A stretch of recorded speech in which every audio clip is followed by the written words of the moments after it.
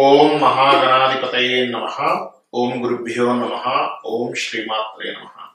పరమేశ్వర స్వరూపమైనటువంటి జ్యోతిష, వాస్తు మరియు ఇతర అనేకమైనటువంటి శాస్త్రములను గమనించినటువంటి మహర్షులకి నమస్కారం. హయగ్రీవ హయగ్రీవ హయగ్రీవేతి యోపదేత్ తస్య నిస్సరతే వాణి జన్మకన్యా ప్రవాహవత్. అరుణాం కరుణాతరంగితాక్షీం దుర్గపాశాంకుశ పుష్పబాణ చాపాం అనిమాదిభిరావృతాం మయూకైః అహమిత్యేవ విభావయే భవానీ. శ్రీమాత్రే నమః.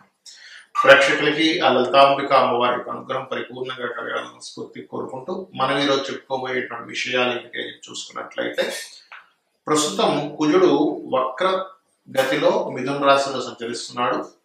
మనం ఆల్రెడీ కుజుడు ఇక్కడికి రావడం వల్ల ఈ కుంభమేళాలో కానివ్వండి, లేనట్లయితే రకరకాల పుణ్యక్షేత్రాల్లో వాటిల్లో కాస్త ఈ తొక్కిసలాటలు జరుగుతాయి. ఇప్పటి నుంచో మనం చెప్పుకుంటూ వస్తున్నాం, నెల రోజుల పై నుంచే కూడా అదే రకంగా జరుగుతూ వస్తుంది. అయితే అది మిథున రాశిలో కుజుడు ఇట్లాంటి ఫలితాలు ఇస్తాను కాబట్టి కుంభమేళాకి వెళ్ళే వారు కొంచెం జాగ్రత్తగా ఉండండి. రెండో విషయం ఏంటంటే, ఇక్కడ ఈ కుజుడు వక్ర త్యాగం అవుతుంది. ప్రస్తుతం కర్కాటక నుంచి ముందుకు వెళ్తూ వక్రగతి ఉన్నాడు. అక్కడ ఎప్పుడైతే వక్రించి ఉన్నాడో ఈ వక్రత్యాగం ఈ నెల ఫిబ్రవరి 24వ తేదీ రుజుమార్గంలో వచ్చి ఏప్రిల్ 3 నుంచి చూసుకున్నట్లయితే ఏప్రిల్ 3వ తేదీ నుంచి కర్కాటక రాశిలో జూన్ 8వ తేదీ వరకు వక్రించు రుజుగతిలో ఉంటాడు. ఏప్రిల్ 3 నుంచి జూన్ 8వ తేదీ వరకు. ఎప్పుడైతే ఈ సమయంలో కర్కాటక రాశిలో కుజుడు ఉంటాడో వీటి మూలంగా ద్వాదశ లగ్నముల వారికి ఎటువంటి ఫలితములు జరుగుతాయి, లగ్నం తెలియని వారి రాశి వారికి, అదేవిధంగా ఏ విషయాల పట్ల జాగ్రత్త వహించాలి అనేటువంటి విషయాలు చెప్తుంది. నేనైనప్పటికీ కూడా చెప్పిస్తుంది సాక్షాత్ లలితా అమ్మవారిగా భావిస్తూ ఒక్కొక్క లగ్నం గురించి తెలుసుకుందాం. ధనుర్లగ్నము ధనస్సు రాశి. లగ్నం తెలిసిన వారు లగ్నం నుంచే ఫాలో అవ్వండి, లగ్నం తెలియని వారికి రాశి నుంచి ఫాలో అవ్వండి. సెకండ్ ఆప్షన్ మాత్రమే. మీకు కుజుడు అష్టమ స్థానంలో నీచబడి ఉంటున్నాడు 3 ఏప్రిల్ నుంచి 6, 8 జూన్ మధ్యలో.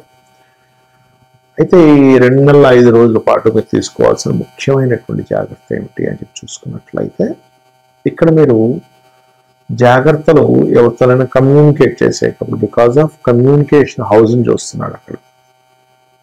అలాగే అది ఇంటర్వ్యూ స్థానం కూడా ఉంది, 3వ స్థానం. కాబట్టి ఇక్కడ ఇంటర్వ్యూస్కి వెళ్ళినప్పుడు, ఎవరితో మాట్లాడేటప్పుడు, ఉద్యోగ సంబంధించినటువంటి విషయాల్లో చాలా జాగ్రత్తగా ఉండాలి.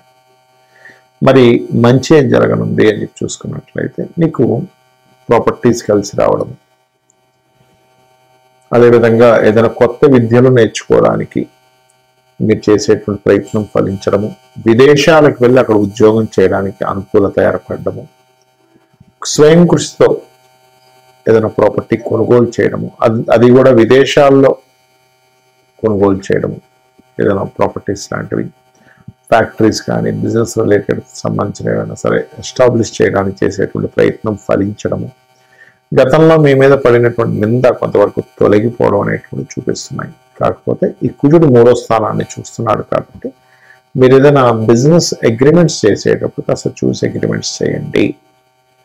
బికాజ్ ఆఫ్ ఇక్కడ కేవలం కుజుడు 3వ స్థానాన్ని చూడటమే మాత్రమే కాకుండా దశమ స్థానంలో కేతు ఉన్నాడు.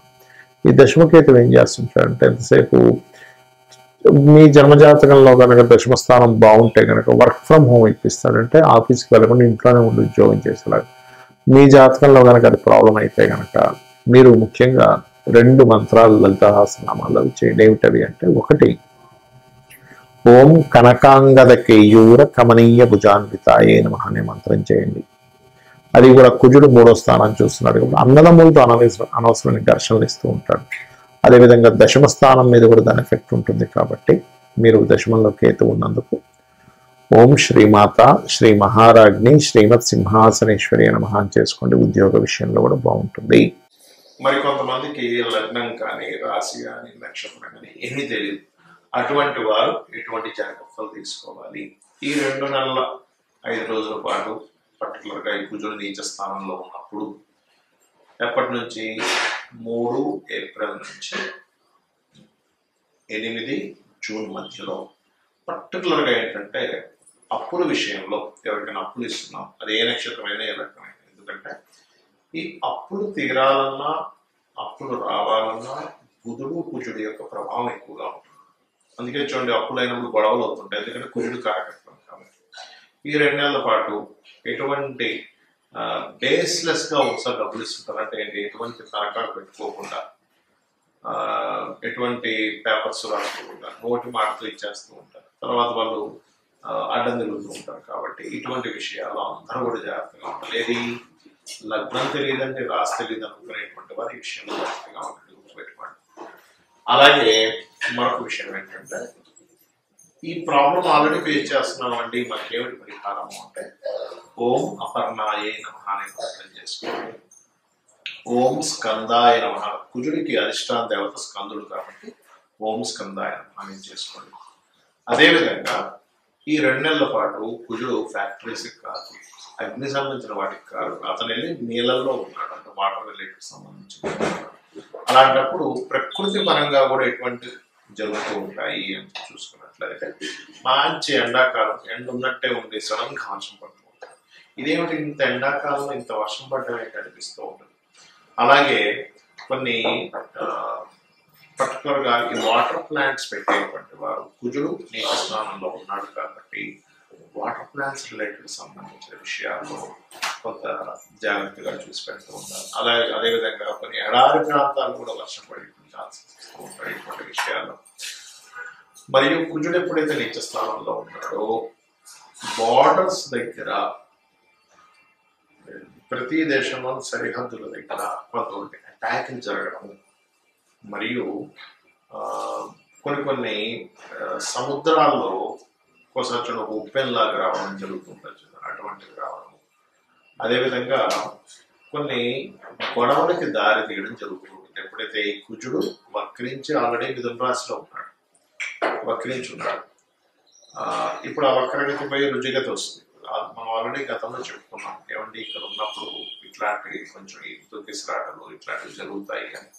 కాబట్టి ఏంటి, కొంచెం మీరు ఈ బార్డర్ ప్లేసెస్ లో నివసించే వాళ్ళు ఉంటారు, కొన్ని ప్రాంతాలు ఉంటాయి సరిహద్దుల దగ్గర, అక్కడ ఉండేటువంటి వారు కూడా కాస్త జాగ్రత్తగా ఉండాలి. మరియు దీంతో పాటు ఎటువంటి ప్రాబ్లం ఉన్నా సరే మీకు క్లియర్ అవ్వాలి అని అనుకుంటే ఒకటే గుర్తుపెట్టుకోండి, నవగ్రహాలలో కుజగ్రహం దగ్గర దీపారాధన చేయండి. ఏమండి మేము ఉండే ప్రదేశంలో వేరే ఏదో కంట్రీస్ లో ఉంటాం, అక్కడ నవగ్రహాలు ఉంటావు, ఉన్నా సరే అక్కడ దీపం పెట్టని వారు ఓం కుజాయ నమః, ఓం కుం కుజాయ నమః, లేదా ఓం స్కందాయ నమః, ఈ 2 కలిపి చేయండి. ఓం కుజాయ నమః, ఓం స్కందాయ నమః. అప్పుడు ఏమవుతుందంటే కుజ సంబంధించిన ప్రభావం ఏదైతే ఉందో తగ్గుతుంది. అదేవిధంగా కొంతమందికి ఈ బ్యాక్ పెయిన్స్ వస్తూ ఉంటాయి, ఇది వెన్నుముక్క సంబంధించినది, ఎప్పుడు బ్యాక్ పెయిన్ వస్తుంటుందండి అనే ప్రాబ్లం ఫేస్ చేస్తుంటారు. అటువంటి వారు ఈ కుజుడు నీచపడ్డం ఉన్నప్పుడు కొంత జాగ్రత్తగా ఉండాలి. పర్టికులర్గా ఈ కుజుడు నీచంలో ఉన్నప్పుడు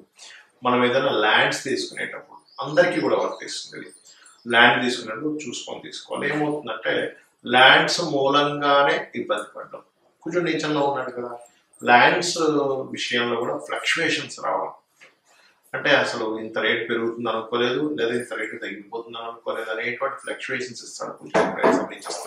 అంటే ఎప్పుడు పెరుగుతుంది ఎప్పుడు తగ్గుతుంది అంటే, ఆ కుజుడికి గోచారంలో చంద్రుడు వచ్చాడు అనుకోండి, ఆ రోజుల్లో మళ్ళీ మీకు నీచభంగ రాజయోగాన్ని ఏర్పడుతుంది కుజుడు గోచారంలో.